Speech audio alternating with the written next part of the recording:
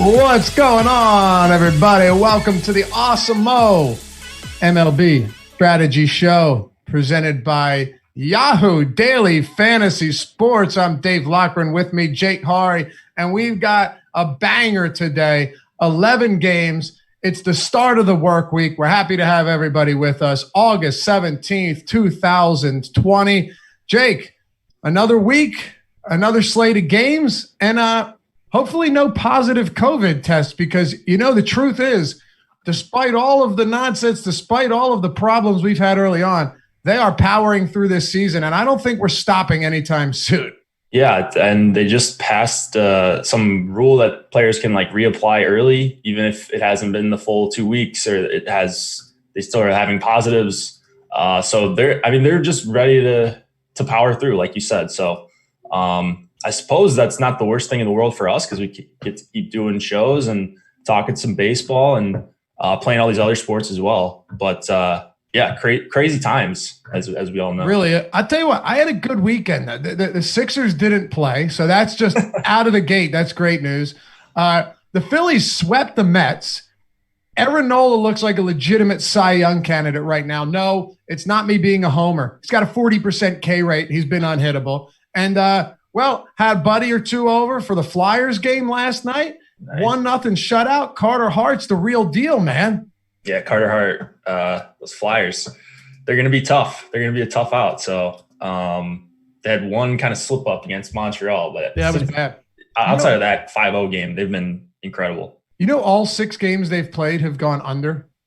Really? Yeah. I know you're a big hockey guy. I don't know if you bet on hockey, but yeah. It's definitely been an interesting postseason, and I'm loving it. Even if you guys, and we'll get into baseball right now, but even if you don't love hockey, Jake, you can attest to this, Jake. Postseason hockey is the greatest thing ever. Oh, it's amazing. So I get that people don't like the regular season. I get people don't like the regular season NBA, but playoffs, it's second to none in those sports. Just the competitive game after game after game. In basketball, the big shots at the last second. In hockey, you get a team trailing with the empty net, and things get wild really quick. So if you haven't given it a shot, now would be a great time to do so, because the production on live TV, I keep forgetting that there are no fans at these games. They've done a great job. A bunch of different sports. So they've done an awesome job producing it, and it really feels like playoff hockey in any other year.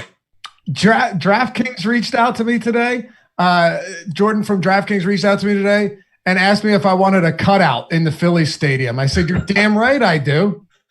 So when will you be on then? I don't know. They're emailing me, and I guess I got to send them a body picture of myself, and they're going to cut it out and put it. I thought it was pretty cool, actually. That is pretty cool. Yeah, I was wondering how they choose people for that. So maybe DraftKings bought up a couple, and they're giving them to you, a loyal player over there. Yeah, I thought it was pretty cool. There's no games that you can go to, but hey, throw my head in there and get that shit rolling, man. I can't wait. Anyway, you ready to get this show rolling? Let's do it. Boston, New York Yankees.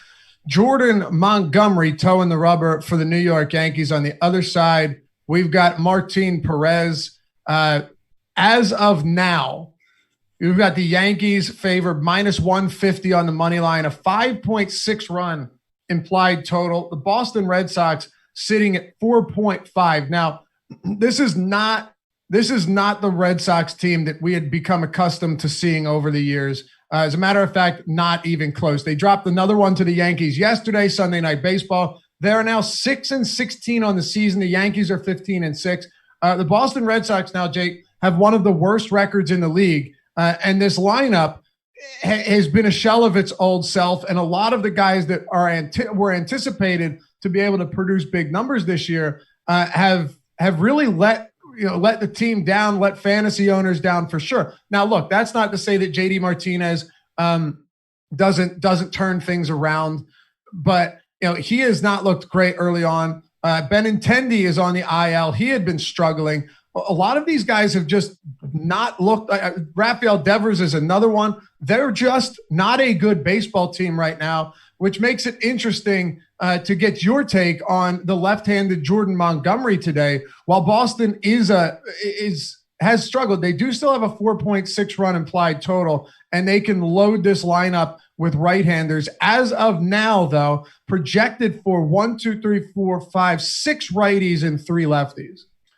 Yeah, and I thought maybe so Montgomery was kind of a bigger strikeout pitcher than what he's shown this season, just 15% K rate. So that's the concern I have with Montgomery, even at a sub 8K price tag. I got to about 10% of him. So I guess I got to over the field, but that was utilizing the top pitcher tool where he grades out okay in Alex's rankings, a little bit under-owned in terms of being a top 2 pitcher on DraftKings. So I don't know. I'm fine if I get a little bit of Montgomery. I don't think he's going to be a guy I'm super heavy on DK.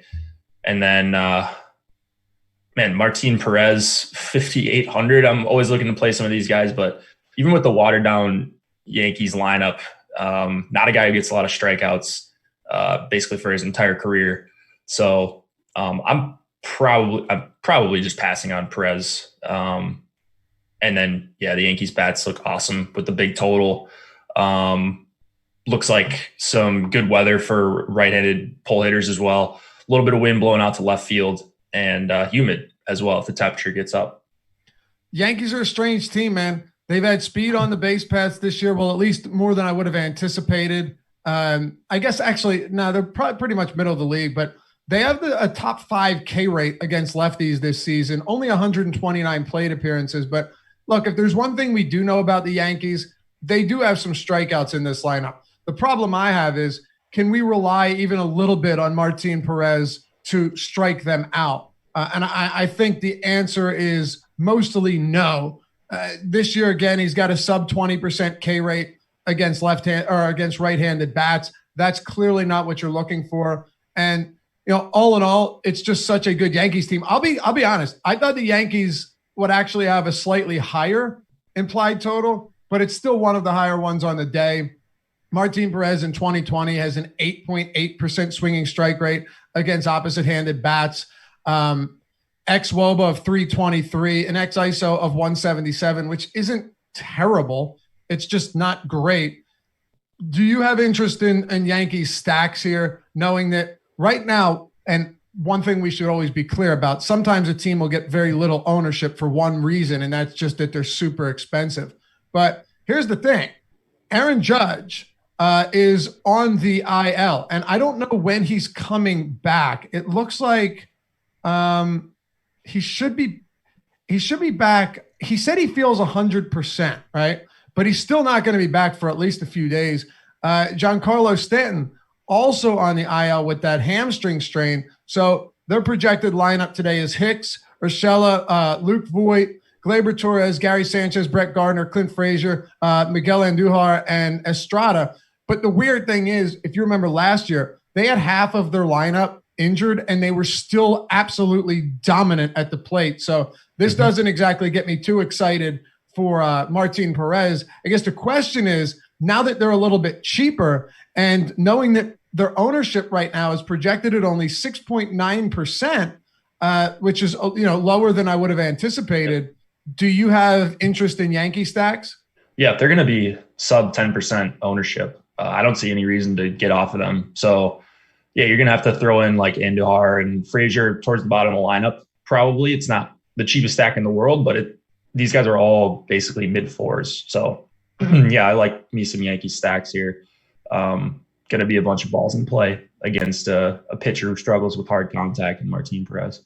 Any interest in Red Sox hitters? They're getting virtually no ownership. Top stack probabilities around 4.5%. Ownership coming in right now before any updates around 3.7. Jordan Montgomery's been, I think we at this stage of the game, we know exactly what we're going to get from Montgomery. He's not a bad pitcher, but he has given up a home run in each of his first 3 starts. He doesn't go particularly deep into games either, which is a little bit concerning once you get the Yankees bullpen in there.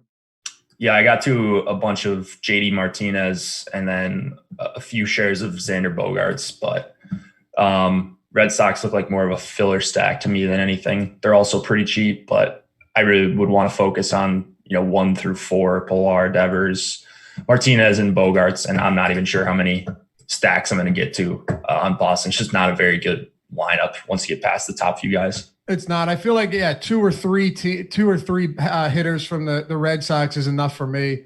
Once you start loading up on them, it starts getting ugly. Plus, the Yankees are just one of those teams where while I have enough respect for Jordan Montgomery, I just kind of feel like this is an instance where once you get to the bullpen, it's not going to be nearly as smooth sailing.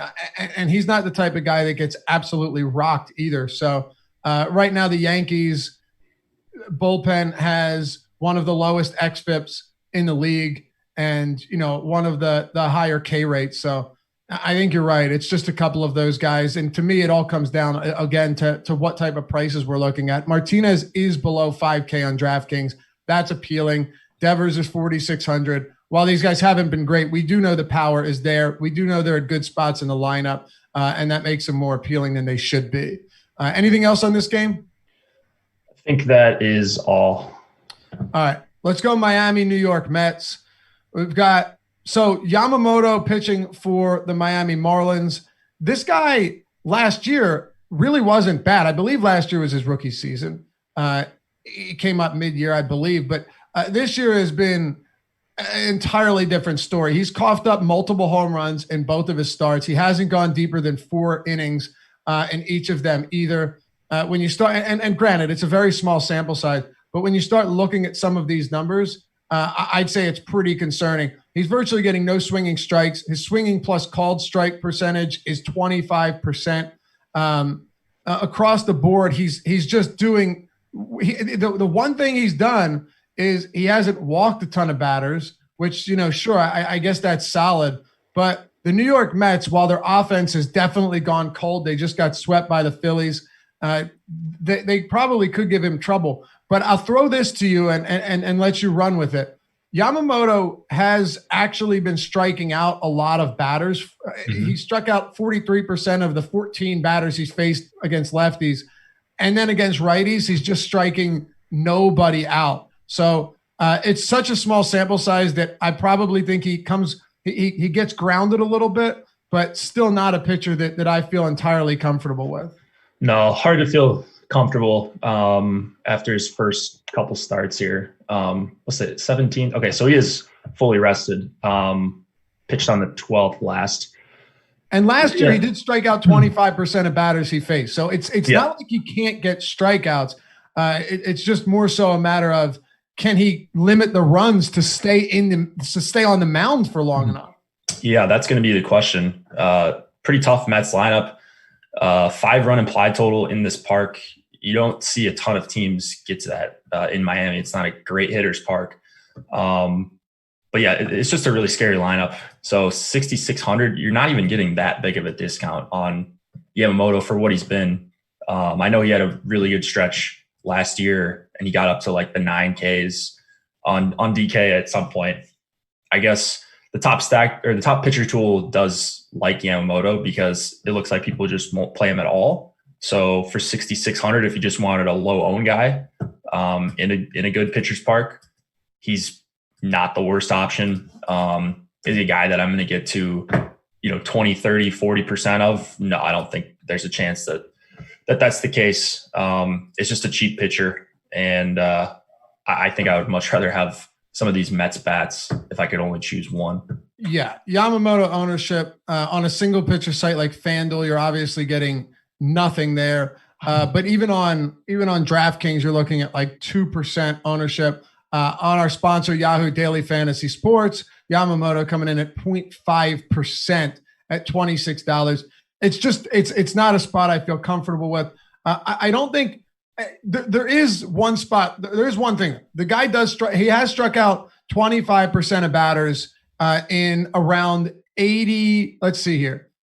In 86 innings pitched at the major league level, he struck out 25% of batters. Yeah. So that's at least okay. But he has a 9% or 8.8% swinging strike rate over those innings. So it's not like he misses a ton of bats. And I think that's one of the things that stands out to me. Is this really a guy who's going to be able to give us those type of strikeout numbers sustainably? If I had to guess, I'd say the answer to that is no, because even in 65 innings in Double-A ball, mind you, he came straight from Double-A, he wasn't striking out even a batter per inning. He had a 23% K rate. So I think you see that come back down a little bit. And it's something that once batters start to figure him out, will be even less appealing. What about on the other side? Franklin with a Y, Colome, is anticipated to be the probable long guy in this. He threw 63 pitches on August 1st. That's really the last time that he's thrown at the major league level and the only time this year. He was recalled from the Mets alternate training site on Sunday. So yesterday, and in his big league debut earlier this year, like I said, 4 innings, 2 runs, a home run. He did strike out 5 though. So I started to dig into him a little bit and see, all right, what type of pitcher are we looking at? How far can he go, first of all? And as a long guy, you would really want him to be, I think, a lot cheaper than he is, Jake. And that's my biggest concern. Like, he doesn't seem to be a prolific strikeout guy, and you're not getting a dirt cheap price tag on him either, even though it's the Marlins.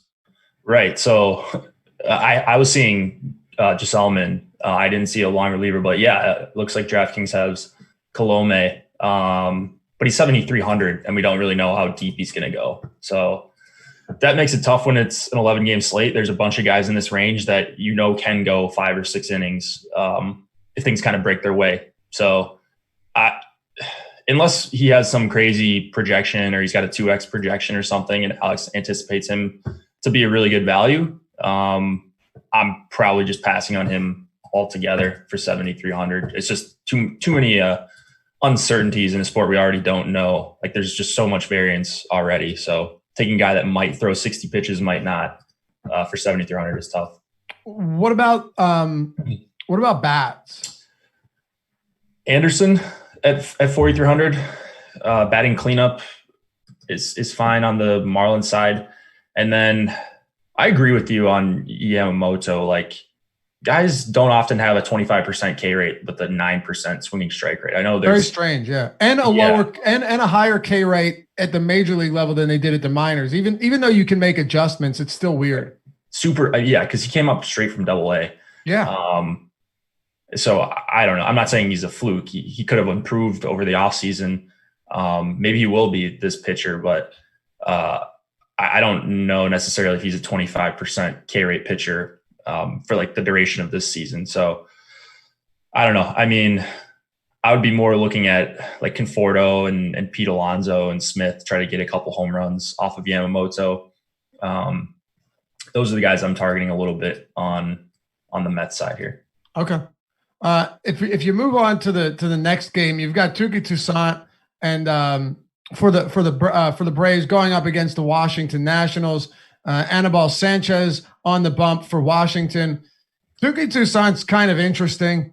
He throws a 94-mile-per-hour fastball. It's a decent enough pitch. He throws that curve and splitter a lot as well. So he does have some breaking stuff. The problem is he hasn't been able to really piece together those starts that you need from a starter to feel good about them. He had one very solid start this year, and then the others have been very concerning. 2.2 innings. He didn't get through the third. 4 innings, which was strange because he actually pitched well outside of a few walks. And then his last start against the Yankees, I think both of us would be willing to give him somewhat of a pass there. He got jacked up across 4 frames, but he actually, and interestingly, does have some interesting stuff working for him as far as his breaking stuff goes. So listen to this, Jake. This year he's throwing the 4-seamer 33% of the time, the curve 29%, the splitter 23%. He threw last year and the year prior, he threw basically the same percentages, although this year, and this is what I like to see. I love when guys drop the sinker and start throwing the 4-seamer more. So his 4-seam usage is up 11%, and he's completely scrapped the sinker. Now, I don't know if it was a 2-seam fastball that's being miscalculated now as a slider, because it shows that he's throwing a slider at 13%, but his splitter's getting 22% whiffs. His curve is getting 21% whiffs. Those are really good. Like if he held that up throughout the year, I'm telling you right now, Tuki Toussaint ends up having a really good strikeout season. It's just a matter of whether or not this is real and whether or not it's sustainable. But let me tell you something. Those are really good numbers that if you're looking at a pitcher and you're curious to see whether or not they can give you good numbers, he has a 14.2% swinging strike rate this year. Those are really good numbers. It's just, can he produce against Washington and can he keep this up? Right. It's just going to be a matchup thing. Like I think Toussaint is a guy we should probably keep our eyes on, especially if he has a bad start here. I don't know his upcoming schedule, but he's going to be someone I keep on the back burner a little bit. Maybe his price goes down if he struggles here. But the Nats are just a really tough strikeout matchup, just over 21% against righties this season. I know the WRC plus isn't great, but they've still got good hitters and kind of power and speed all throughout this lineup. So I don't think I'm going to be on Toussaint today. I only got to a couple out of my 150. But I agree with you. He does look like a guy who, like, he's the opposite of Yamamoto. He looks like he should have a 25% K rate if he keeps these chase numbers up and these plate, just overall plate discipline numbers. So I think I'm going to like him in future starts, but here it's just a brutal matchup with basically a 5 total against him. Yeah, it's tough. I do think he's someone that we should be paying close attention to for sure, though, because those numbers are looking a lot different than we've seen in the past, man. And I'm pretty interested. If this slider's real, he's getting 15% whiffs on that too, and he stopped throwing the sinker. Like, that is exactly what I want to see. The pitch that's been getting banged up the most is that curveball and the slider, but he's missing bats. So I'll be paying a lot of attention to him this year, at least in the coming starts and especially tonight. But yeah, it is a tough go against Washington, and I think we're about to get to some pitchers that we like a lot more. But yeah, Juan Soto, Trey Turner, it is kind of a tough spot, and there's a lot of power here. Like you said, a run total up around 5, but I might sneak in a little bit of Toussaint. Okay. He does. The Braves do have a 5.8 run implied total against Anibal Sanchez. What do you make of this matchup? I mean, I like Braves here, 6 total almost for Atlanta. So like raw point wise, they're going to be up there as one of the top stacks, but they're just really popular. Right now, they're our most overowned stack. Like, they don't have a better chance of being the top stack by much than the Yankees, which are a team that are getting half the ownership basically. So unless their ownership comes way down, I don't think I'm going to get to a lot of them just because I use all the tools on the site. But this is the kind of thing where if you're building a lineup, I think you're going to see a cheap team with a big total, and they're just going to fit in so nicely. But as we know, that's not really how you win long-term in MLB DFS. So nothing against the Braves. I think they're probably going to score a handful of runs here more often than not against Sanchez. I don't think you need to go to Sanchez. But it's just it looks like it's going to be an ownership thing with them. And they've got $3,700 Duvall, $3,500 Markakis, $3,500 Camargo, and then the studs up top, Freeman, Ozuna, Swanson. Like, they're just kind of too good of value to play, if that makes sense. Yeah, I know what you mean. But man, that is a lot of ownership right now. Their top stack probability is way lower, like less than half of their ownership. It's a little bit concerning for sure. Is there any reason why you could see getting to Anibal Sanchez as a viable approach, or is this just kind of an ignore both spots? Because I think one of the reasons, by the way, Jake, that people really like, and if you mentioned this, my apologies. For some reason, Chrome just made Yahoo my default search engine, and I can't figure out how to change it. Somebody in chat that knows more than myself, because I'm done with this stuff, and I went in the settings and it won't work. Tell me how to get this back to Google. Listen, Yahoo, great daily fantasy sports product. I love it, but I don't want the search bar. Anyway, Anibal Sanchez gave up 4 home runs in his first start. 1 home run last time out. He's allowed a ton of runs, a ton of hits. He's not getting, he's just getting worked over. So I do think that has a lot of reason to why this is the case. He's been completely worked over early on. Yeah, maybe finally falling off the hill after a little bit of a resurgence in his career after leaving Detroit. I mean, yeah, Freeman's probably one of the better home run targets of the day. I think you probably put Ozuna up there. So it's a really scary fade if you're going to completely fade Atlanta. I might just, what I've been doing with a lot of these super overowned stacks is just Xing them out for my main stack and then allowing to get some one-offs, some two-mans, and maybe even some three-mans if you're doing 5-3s or 4-3-1. Okay. So Atlanta, like, I don't think I'm going to have no Atlanta. My highest owned guy right now is Freeman, but it's about a third of his ownership. We got him at over 20%. There's always so many good first basemen, and 5,300 is like, he's priced and owned probably like he should be for this matchup. So hard for me to want to get more than what we have Freeman being owned at right now. 209 ISO against righties for the Braves this year. That's one of the best in the league. They've got a 3, definitely a different variation than what we saw last year with Ozuna in there. Adam Duvall, a couple of guys that will strike out but also have a lot of power. I get why they're heavily owned. If they're going to be that popular, I'm with you. I think you have to look elsewhere, especially, Jake, when it's an 11-game slate. That makes a big difference with having 22 teams to choose from. Yeah, outside of Coors, we don't often see teams getting 15% aggregate ownership. And that's basically what Atlanta's at on DraftKings right now. So great value. But those value teams get super overowned sometime. All right, let's keep it moving. Before we do, hit that thumbs up if you guys haven't done so yet. We immensely appreciate it. It helps us out a ton here to combat that pesky algorithm on YouTube. And it helps us keep doing what we do here and keep making it free on the YouTubes. So if you haven't subscribed yet, by the way, do that as well. And hit the notification bell so you always know when new content's going to be dropping next. And by the way, if you guys haven't checked out Yahoo Daily Fantasy Sports yet, there's no reason not to do it. I've said a million times, I love it for football specifically, and we've got football right around the corner.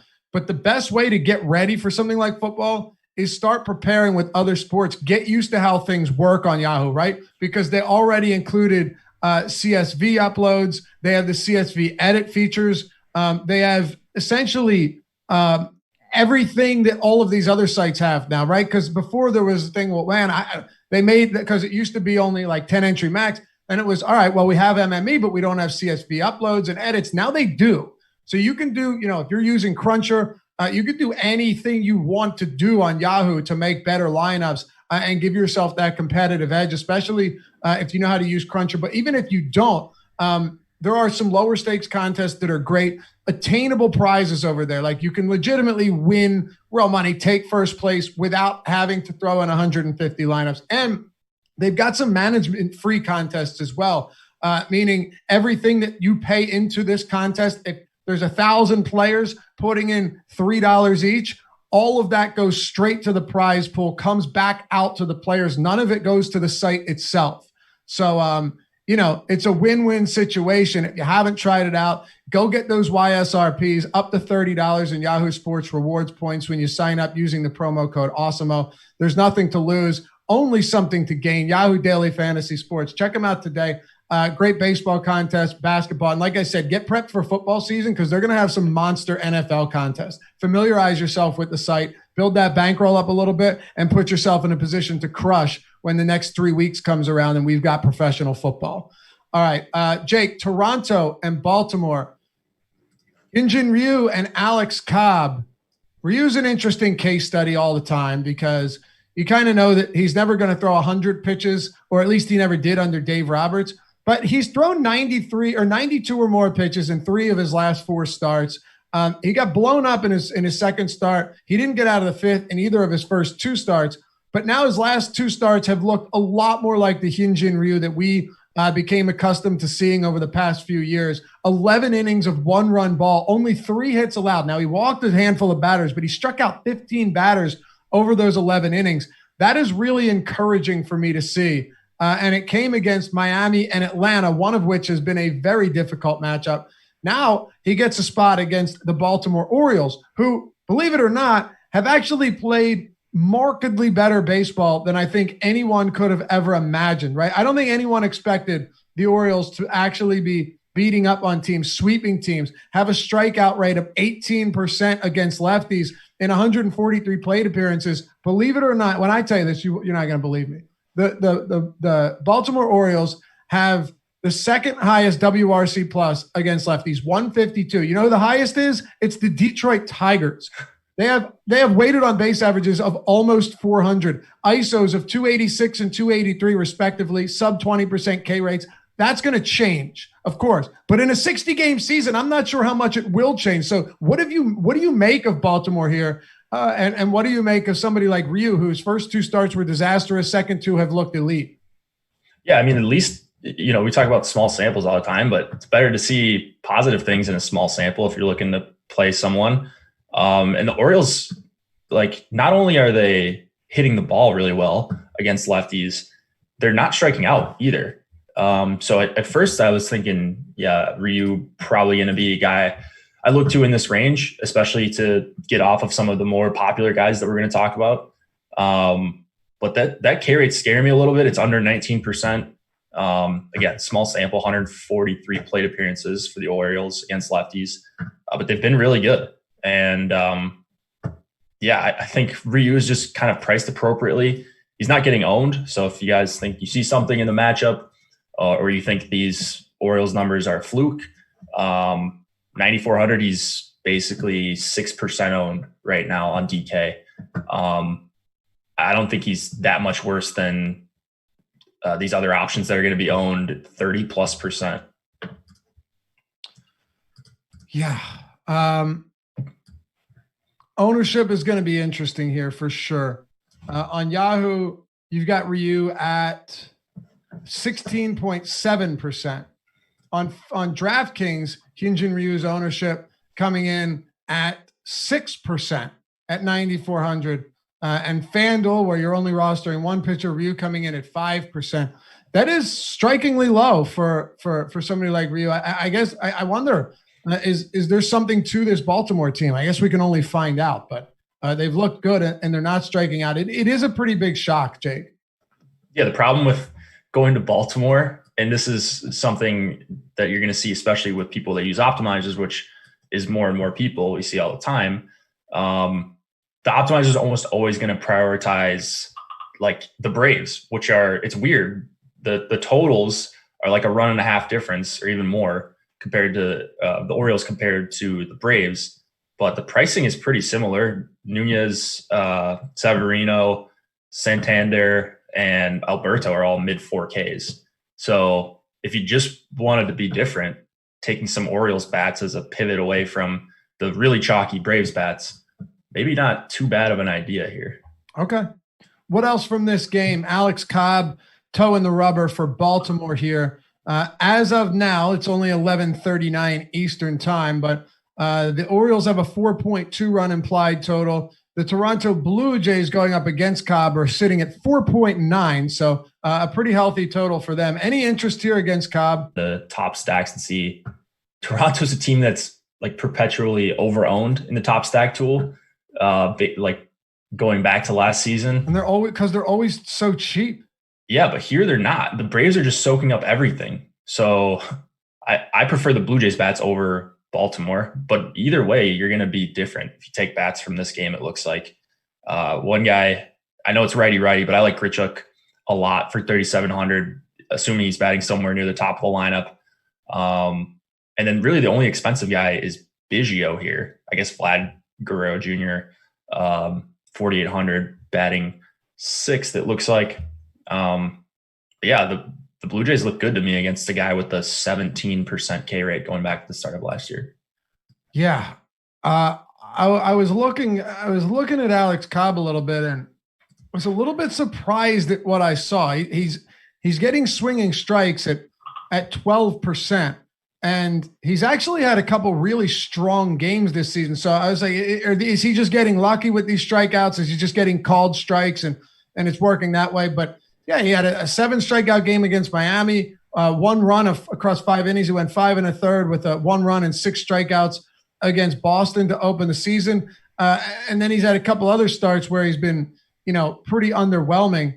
But I think, we do know a lot about Alex Cobb. And in general, he hasn't been somebody that's produced extremely good numbers. He's a sinker curve splitter guy. And the one thing I've noticed is that the splitter is getting an insane amount of misses this year. 26% whiffs is wild. He's throwing that pitch 37% of the time. So depending on ownership, I actually would have had some interest in Alex Cobb, as crazy as that sounds. And also the price that you're getting him at. I would have liked to have seen Alex Cobb a little bit cheaper, number one. That is not the case. He's $7,300. And I also would have liked to have seen the ownership. Right now, the Toronto ownership is very low. Alex Cobb's ownership is very low as well. So the problem with me, Jake, is there just doesn't seem to be much of an advantage there to trying to be different with Alex Cobb when the Toronto bats aren't popular either. Right. I mean, in general, I think our ownership does gives you a good idea of who are like the good plays or maybe the best plays. And so if he's not being owned at all, then I'm probably not going to get to him much unless it's just a complete miss on our projection, but that doesn't often happen. You get the number one player offering up projections every day. So I don't really feel the need to get to Cobb right now. All right.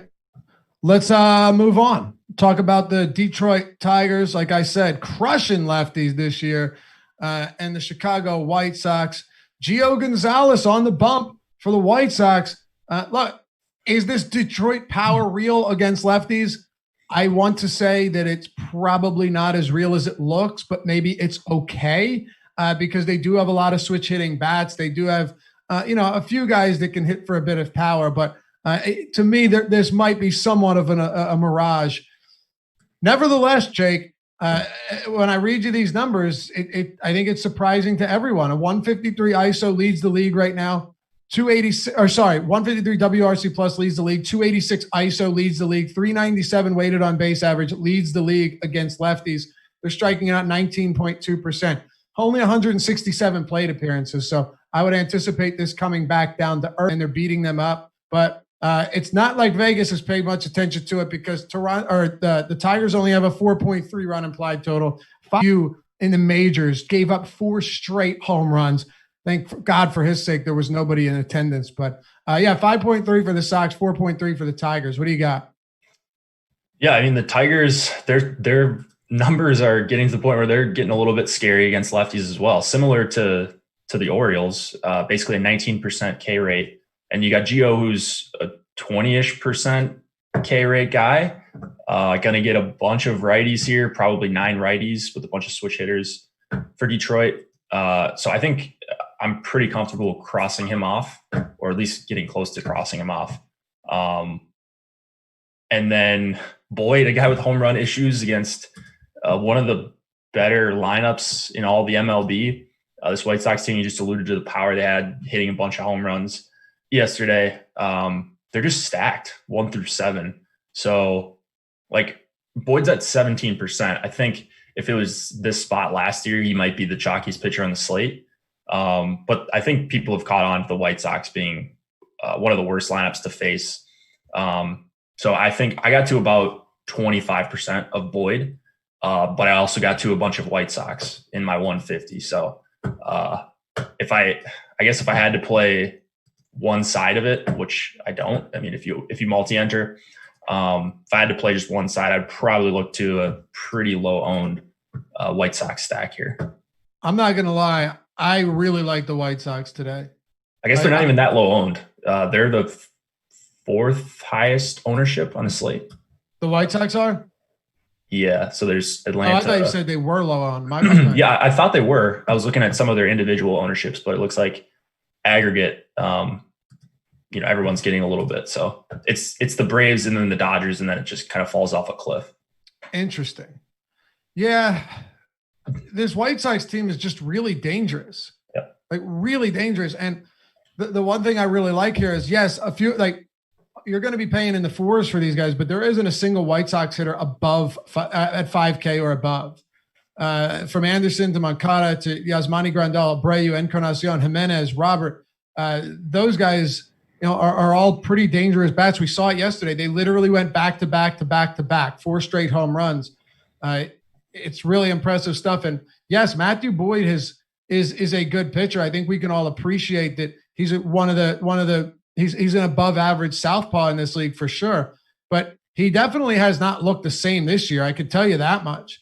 And that slider that he relies upon so much is still missing bats. But outside of that, he's not getting a ton. And the slider, while it's missing bats, has been crushed for a 520 ISO. That is no bueno if you're Matthew Boyd and your best pitch. 706 isolated slugging against righties this season. He's thrown it 79 times, and it's been absolutely hammered despite getting missed bats. So, yeah, I think you're running a bunch of righties or switch hitting bats out there. You have to have some interest in the White Sox because the pricing is okay. So I don't mind that they're a little bit more expensive. It's still a team that I'm interested in. And Matt Boyd is also somebody that will give up power to righties, which is pretty important in a spot like this.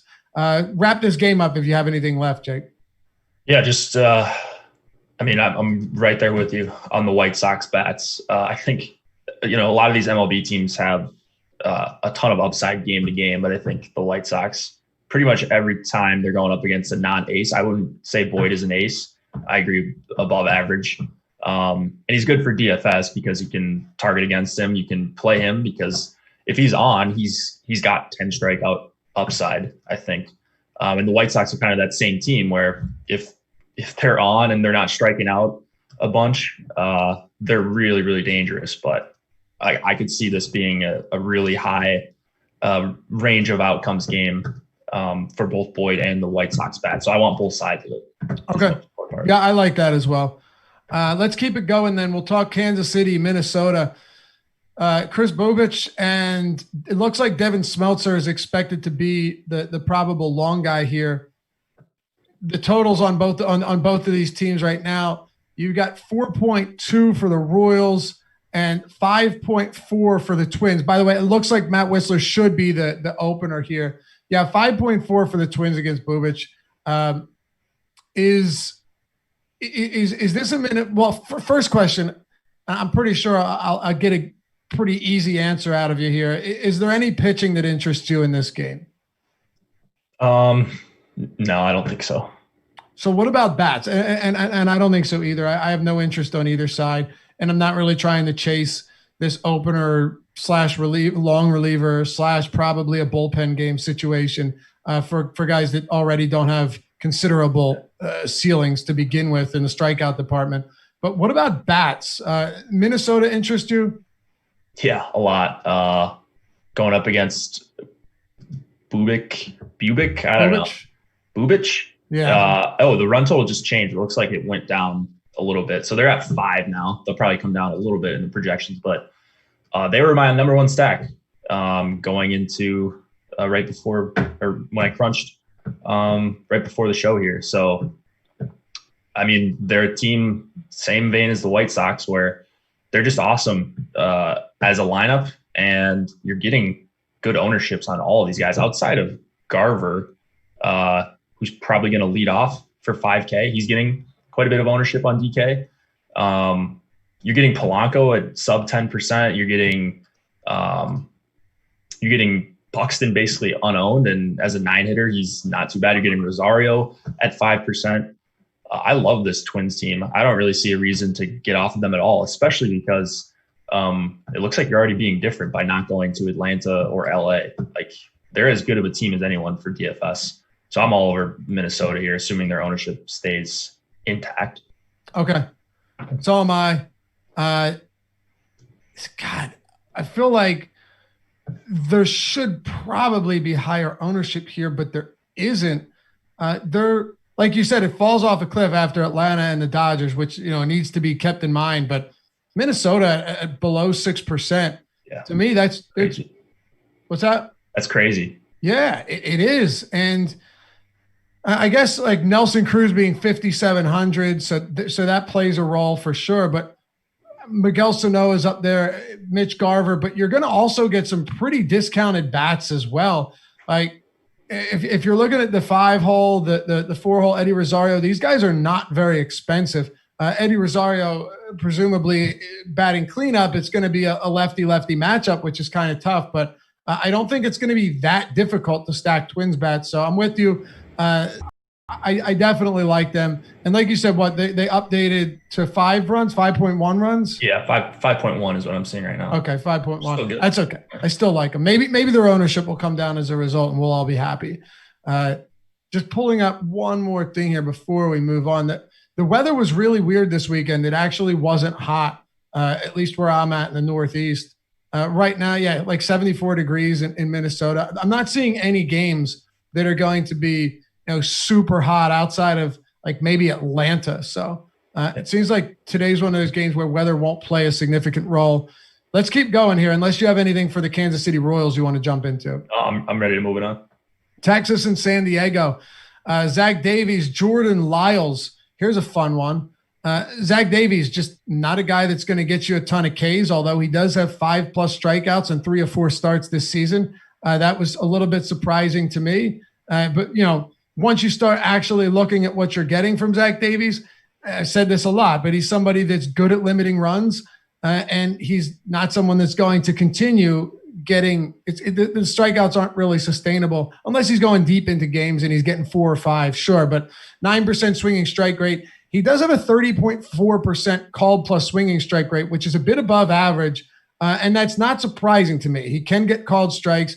He will get called strikeouts, but there's at his current price, you'd be very hard pressed to make an argument that Zach Davies is worth paying $8K plus for in any spot, really. Yeah, I think the reason, if there is a reason to play Davies today, it's that you would just be getting different for the sake of being different at one of your pitcher spots on DK, and you really love the Braves bats and don't want to get off of them.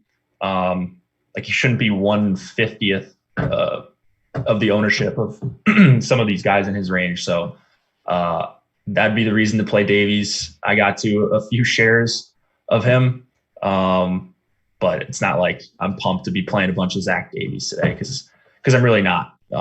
Just against a team in Texas that strikes out a little bit, Davies hasn't been too bad.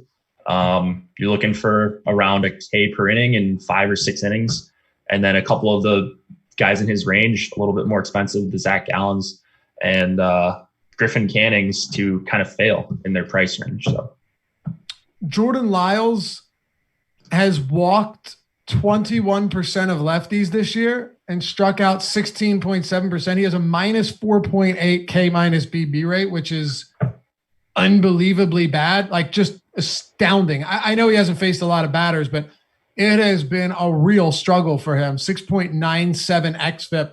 And then against righties, striking out 15% of them. Jordan Lyles, I'm really like NBA pricing today is insanely crazy on DraftKings. Certain guys are way cheaper than they should be. On DraftKings for pitching, I got to say, I don't know how some of these pitchers are as expensive as they are. Like Jordan Lyles, even against San Diego, a team that might give you some strikeouts, but also has a good amount of power scattered throughout this lineup. Jake, he should be 5,500, like maybe 6K. Yeah. So I mean, outside of not playing him, I don't know what you really do with that. Besides play Padres bats, I guess. Tatis is always a guy I'm looking to play as a one-off. He's a guy that I kind of go out of my way on FC to increase his randomness just because he's so high upside. He's obviously a very good hitter, and I do that for some of these other guys, but just wanted to point him out at 5,400. I'm going to find a way to get to double digits of him. Probably good on Lyles. And I suppose if you wanted to go to like a 1-2-3 stack from the Padres, that doesn't look too shabby to me. I'm actually interested in these Padres bats quite a bit for a couple of reasons. Jordan Lyles' swinging strike rate is 5.8%. First of all, that's just absolute garbage. It's really, really bad. His zone contact rate is 90%. He's got an 85% overall contact rate. Like these are some numbers that when I look at them, I cringe because of how badly he should be getting hit. He hasn't really, as far as home runs go, he's allowed 3 of them. So it's not like he's been absolutely lit up, but he's going to put runners on base. He's going to walk them. He's going to give up hits. And here's the crazy part, right? We know that we get pretty good ideas of ground ball and fly ball rates very early in a season and a career from pitchers, unless they change up their style, unless they change their arsenal. So it's not strikeouts as well. There are certain things that take a longer time to normalize, but not in this case. He's allowing 53% fly balls. So 53% fly balls. He's missing no bats whatsoever. And he's giving up a ton of hard contact. So if you ask me, this is probably a spot that we should all be willing to get behind. These San Diego bats getting a nice park shift. I don't know if the roof is going to be open or closed. So that's worth paying attention to. If the roof is open, Jake, this is actually one of those warm weather spots where you're getting 91 degrees at first pitch. So that would change my tune a little bit. Maybe I just wrote off the Padres full stack too quickly, because really concerning with Lyles. I mean, the numbers righty lefty, the numbers just overall, they're awful. So I had 2019 to 2020 up here on FanGraphs, and he doesn't look that bad with the larger sample, but man, hard to have any sort of confidence he's going to miss any bats against San Diego, which is a team you need to miss bats against. Yep. That's a good point. You need to miss. Yeah, that's a very good point. Like if you can miss bats against San Diego, you're probably going to have pretty decent results. Otherwise, you could be in some trouble. We got 4 games to go here, Jake. Before we do, just to throw this out there for anybody that's new to the channel, new to the stream, new to Awesemo, welcome, number 1. Number 2, if you haven't checked out Awesemo.com yet, there's literally no better time to do it than right now. You've got NBA playoffs beginning today. Well, I guess if you count the play-in games, it began on Saturday, an awesome game. MLB in full swing. UFC has been absolutely fantastic from a sports betting and DFS perspective. You're talking football coming up in less than a month. We've got NASCAR. We've got, in my opinion, the preeminent PGA content out there with Ben Rassa and Jason Russell putting in the work every single day. And really the best part, the reason a lot of people are willing to come to Awesemo and become subscribers is Alex Baker himself, Awesemo, number 1 ranked DFS player in the world. He has his projections, his ownership, his top stack tools, all of his other tools, not just slapping his name on it, but these are his that he uses and developed and wins a ton of money with, which is why he's ranked number 1. These are the same tools he uses. Now, granted, you have to know how to use them in order to win, but that's what we're here for. Always answering questions. We have a premium Slack chat. We do office hours with a lot of our analysts. Alex does them, Ben, Josh, Adam does them, and to really help everybody that becomes a subscriber want to stick around and want to become a better player and not just throw them into the fire, but actually show them the right way to do it. We've got tutorial videos on all of that too. If you scroll to the bottom of awesemo.com/join, ways to use all of our most popular tools like the top stack tool, the lineup builder, the ownership projections, the player projections, and so much more. It's awesemo.com/join. And the last thing I'll say is, you can do an express weekly pass for less than $4 a week. You could do an all access Awesemo Plus weekly. I would always recommend going for the all access monthly. You get access to all of the sports, all of our premium content for all of the sports for the month. It's a great value for sure. And basically you might think you only want to play one sport, but when you start looking, you dive in a little bit, you might really start to enjoy some of these other ones, especially when you're winning money. Check out the testimonials as well to know I'm not blowing smoke. Awesemo.com/join. Check it out. And if you have any questions, feel free to DM me. Jake, I know is also open to that. We're the few people that actually are willing to open the DMs up on Twitter. So check it out, awesemo.com/join. And by the way, follow us on Twitter. Greatly appreciated. Always liking to go back and forth with our followers and talk sports. At Laffy_D. You see the Twitter handle right under my head. And at Jake Hari. Both of us over there on Twitter. Hit us up. Say hello. All right, Jake. Houston, Colorado. We've got Brandon Bielik or Bielik and Kyle Freeland. God, I can't get any names right today. This one is at Minute Maid Park. It's not going to be at Colorado, so that, I suppose, makes things relatively interesting. Kyle Freeland away from Coors Field really isn't that rough of a pitcher. As a matter of fact, even at Coors Field, he does a very good job of limiting runs. He's just, one more pitchers in a large group of pitchers that we've discussed on this show alone. As you guys can see, not a ton of great pitching options today from a strikeout standpoint.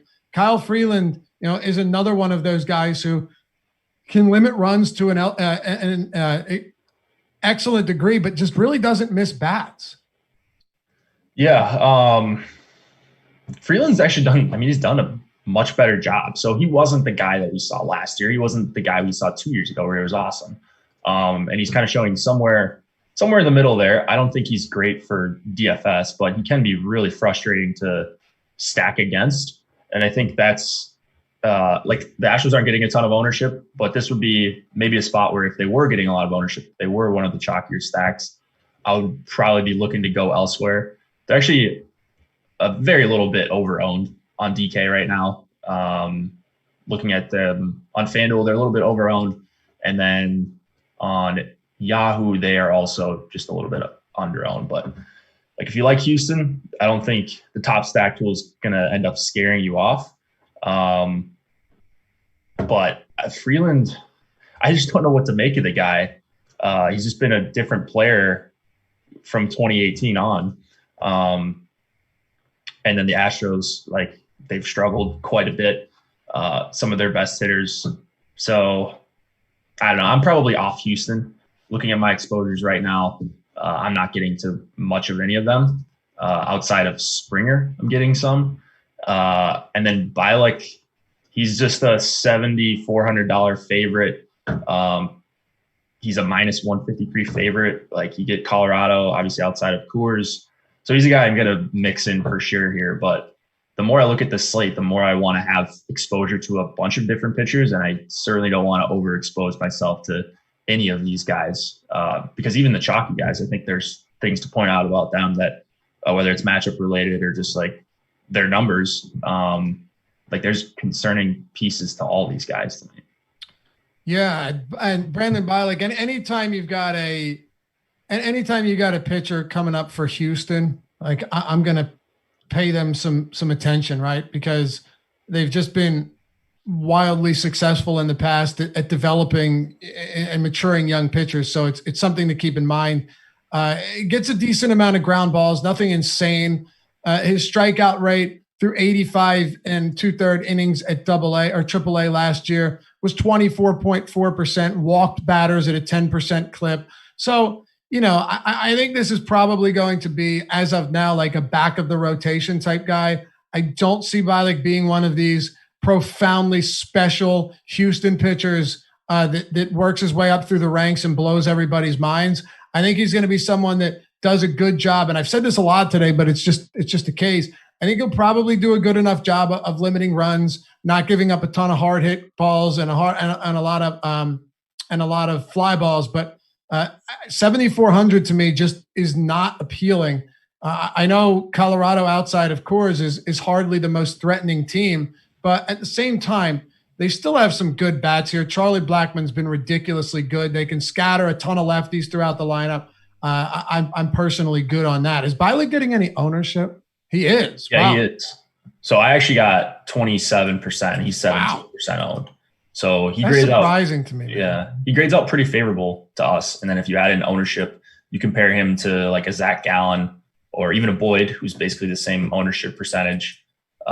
Lyles, all these guys, I don't think they're that different. So the ones that are going to be lower owned, I find myself gravitating to those guys. Okay, maybe I have to look into it a little bit deeper. Just on the surface, I wasn't seeing a ton with Bielik that really stood out to me.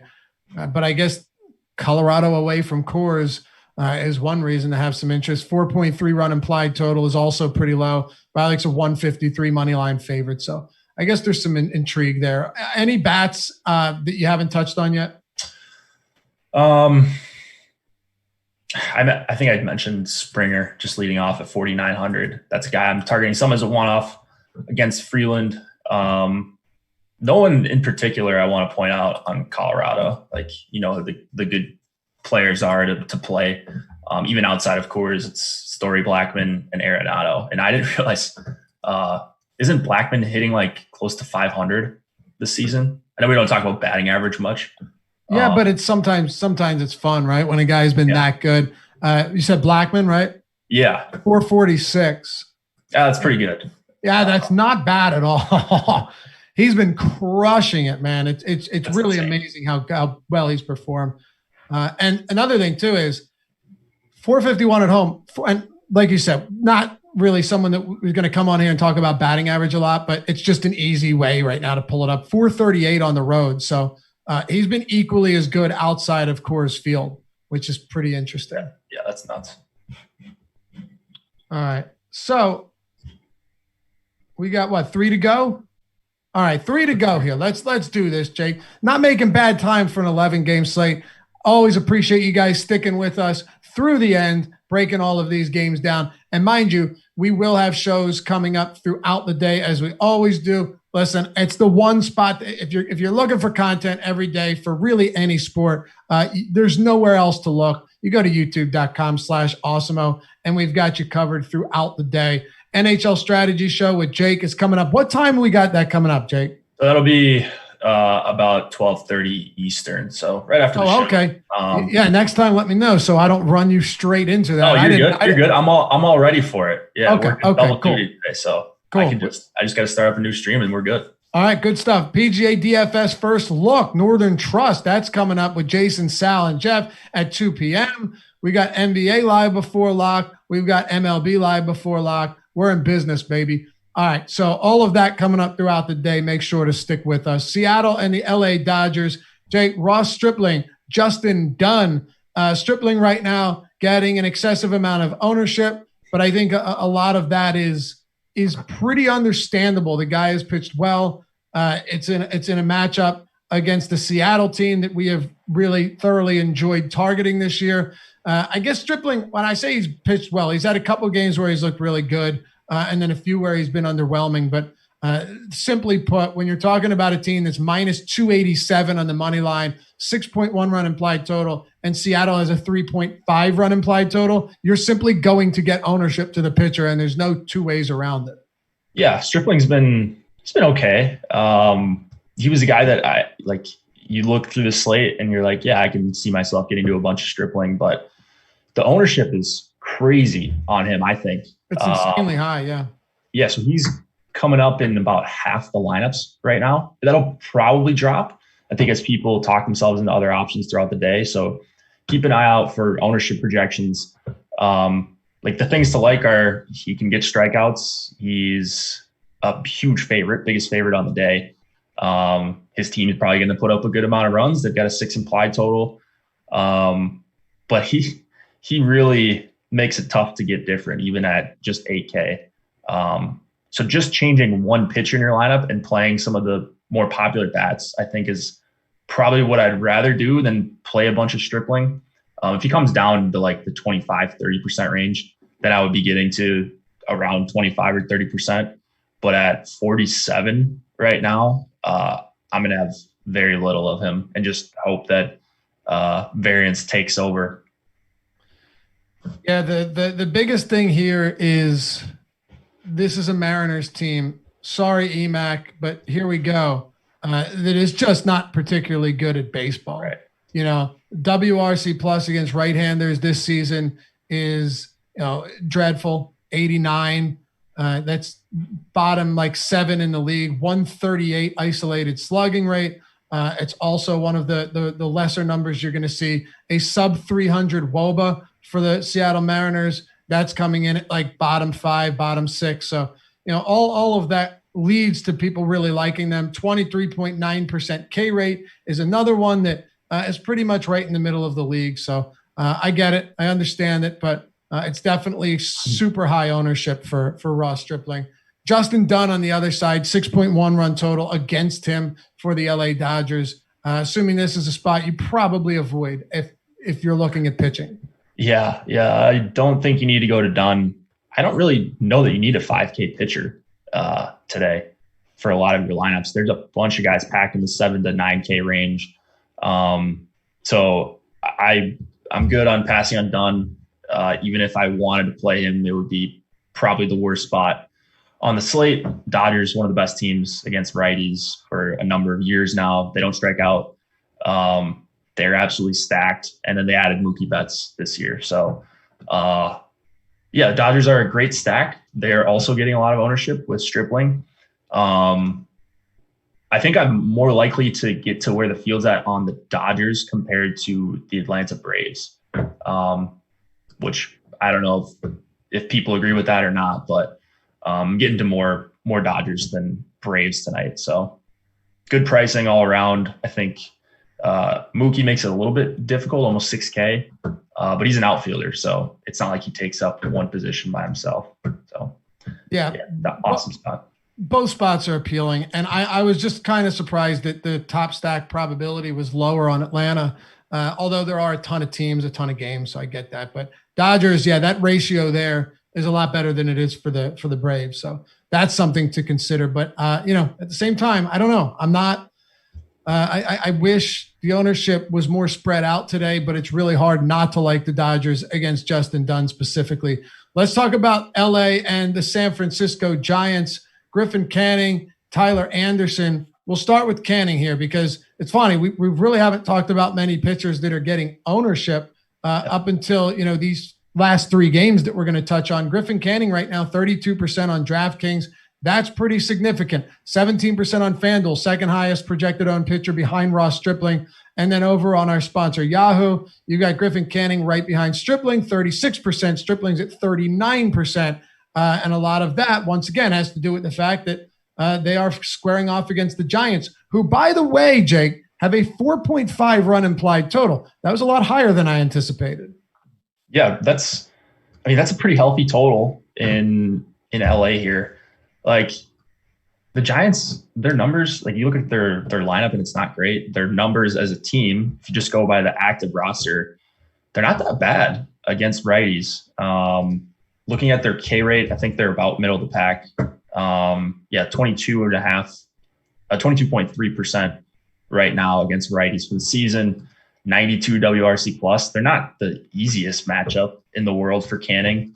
And then Canning, he's gone 6 innings 1 time this season. He hasn't made it out of the 5th twice. Pitching is weak on this slate for sure. Yeah. So like Canning's probably one of the better plays still, with all that being said. But he's just not that much better of a play than some of these guys that are getting essentially no ownership. It's just because he's a favorite. And you can't even say there's that low of a total against him. So those are my issues with Canning. Top pitcher tool does not like him either. I know, it's crazy. One of the big things is he, let's see, over the last 2 years, Griffin Canning is last year he had a 17% swinging strike rate against righties, 12.3 against lefties. This year, his expected WOBA is 364 against right-handers, 343 against left-handers. Once again, it's still very early in the season, but he's kind of taken a beating in some spots. You mentioned he's only gotten out of the 5th inning once. He walked 6 batters in one start. He's walked 10 on the season, and that's across only 18 innings. He has played Oakland twice. I mean, that is fair. Yeah.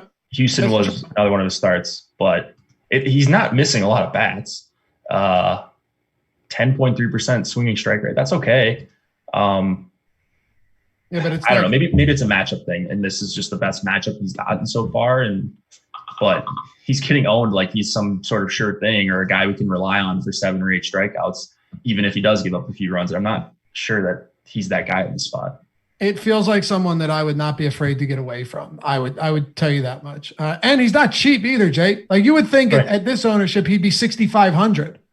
Right. And he's like, you got to pay up for him here. I don't know. Like if you could only choose Stripling or Canning here, and you had to go overweight on one, would it be Stripling at 47% or Canning at 32%? It would definitely be Stripling. I think I would too, and just hope I could get elsewhere. But I'm not a fan of either of these two guys.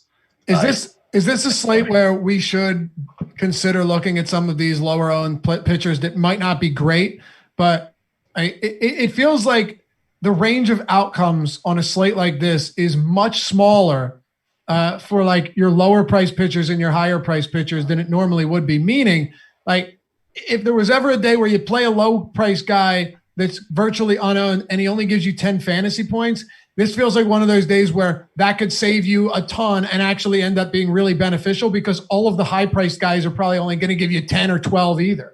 Yeah.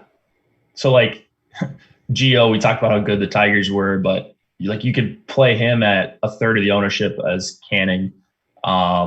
Davies, I think you can mix in a bunch of these guys. Tuki Toussaint, who I kind of wrote off a little bit. He's not getting any ownership, but at least we know he has talent. Yeah. I might even throw in a little Yamamoto at 6,600 if those strikeouts are real. Yeah. So, I mean, this just shows like how important ownership is. So this maybe could change. And these guys, Stripling and who's the other? Canning, if those two like drop off in ownership and everyone's bunched up, then maybe it becomes a tougher pitching slate. But for me right now, yeah, it's just mix in some of these low-owned guys and play the best bats. I'm with you. And there are going to be some really good bats on this slate. That's for sure. Do you have anything else on bats or Tyler Anderson here before we wrap it up with Oakland and Arizona? No, I'm good. All right, let's go Arizona and Oakland. Chris Bassett, Zach Gallen, 3 straight games, 3 of the highest projected owned pitchers. Zach Gallen right now on DraftKings is coming in at 36.5%. That's a lot. 16.7% on FanDuel. And then over on Yahoo, Zach Gallen is also getting quite a bit of ownership at 29% on that 2-pitcher site. How are we approaching a very popular Zach Gallen against the Oakland Athletics, who have been very, very good this year? Yeah, this is another one where like Gallen's good. He's got like he can get a bunch of strikeouts here, I suppose, but Oakland is a really bad matchup. I guess they strike out, and that's really about it. 115 WRC plus against righties on the season for their active roster. 203 ISO. Gallen's not even a favorite either.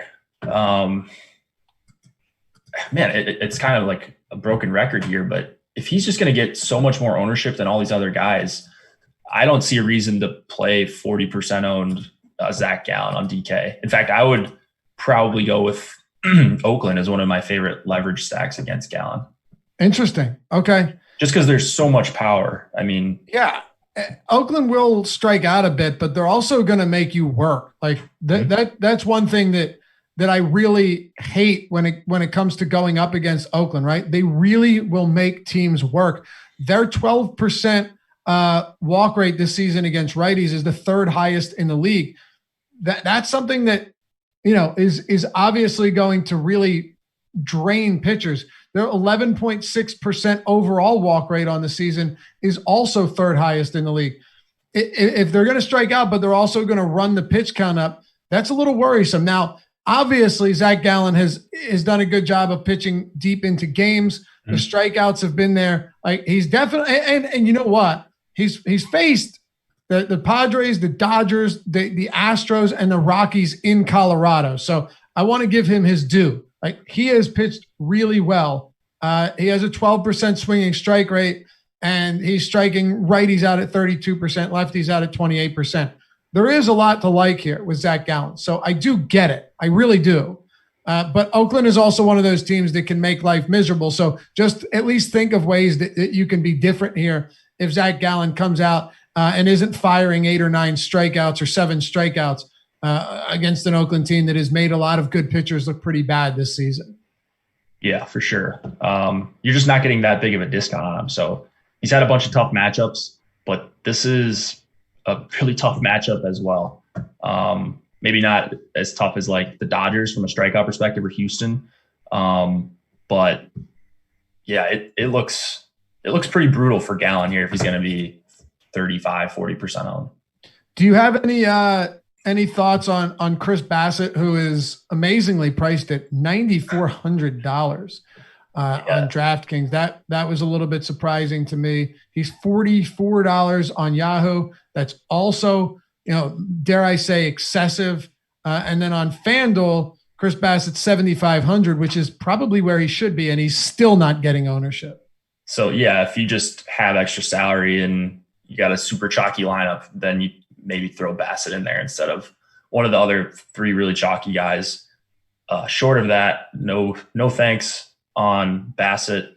And then just wanted to reiterate, I think you can go to Oakland here if Gallen's ownership stays up. Seems like a pretty good leverage spot with the middling total. I don't think the roof is going to be open in Arizona. But yeah, I like 1 through 4 on Oakland here. Okay. Yeah, Gallen, by the way, the curve is getting a ton of missed bats this season, and that's something that's going to put him in a pretty good position against hitters from both sides of the plate. So I don't know. Not a ton. What do we got? Like 1, 2, I think there's only 3. This is one thing to consider. 1, 2, 3 projected left-handers in the lineup for Zach Gallen, which is also kind of interesting. He's allowing a sub 100 ISO to them this season in a limited sample. So if it came down to me wanting to go with Bassett, or going with Gallen or Stripling or Griffin Canning. Yeah. Canning, it would definitely be Gallen. And if it came down to the 3 of these guys, whether it's Stripling, Canning, or Gallen, I think the one advantage to Stripling is you're not overpaying for him. This team with Seattle has the lowest implied total. They will strike out. They don't get on base. So I'm going Stripling, Gallen, and then Canning. I think Gallen's strikeout upside is probably his ceiling as far as strikeouts go is probably the best you're going to find. But I do think Stripling has that 7-inning potential to limit, 0 to 1 runs, give you 6 strikeouts, and also get the win. Canning's definitely my number 3 out of that grouping of 3 really high priced or 3 really popular pitchers today. Yeah, I think maybe what you could do as well if you're using Fantasy Cruncher is just say, like, you could just make a group with these 3 guys if they stay this popular, and just say, just use one of them on DraftKings. Now that's a little bit risky, but that'll ensure that you get some of these other guys that are just unowned, especially if you like the Twins and the Dodgers and the Braves tonight, which are really chalky. You don't want to be getting duped in MLB. And so there's reasons to play all of Canning, Stripling, and Gallen here. But I would just avoid the amount of times I get those guys together on DraftKings. Well, Jake, that'll do it for us. About an hour and 20 minutes on this 11-gamer. Thanks, as always, for everyone hanging out. Hit that thumbs up before you go. Subscribe, hit the notification bell so you always know when new content's going to drop next. And check out our sponsor, Yahoo Daily Fantasy Sports. They've got a ton to offer right now and legit winnable top prizes and some management-free contests as well, meaning everything that you pay into these contests gets paid back out directly to you. He's Jake Hari. I'm Dave Loughran. Lots of shows coming up throughout the rest of the day. Big break on NHL, NBA Live Before Lock, MLB Live Before Lock, and PGA First Look as well, all here at youtube.com/Awesemo. We'll see you back here tomorrow on the MLB Strategy Show.